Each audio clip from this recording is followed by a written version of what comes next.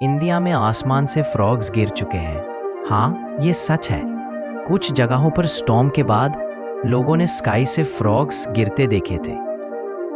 Scientist के according powerful winds और tornado type storms कभी कभी स्मॉल एनिमल्स को उठा लेते हैं और फिर उन्हें दूसरी जगह गिरा देते हैं। पहली बार देखने पर यह ऑलमोस्ट इम्पॉसिबल लगता है। इसी वजह से ये इवेंट्स इंटरनेट पर वायरल हो जाते हैं।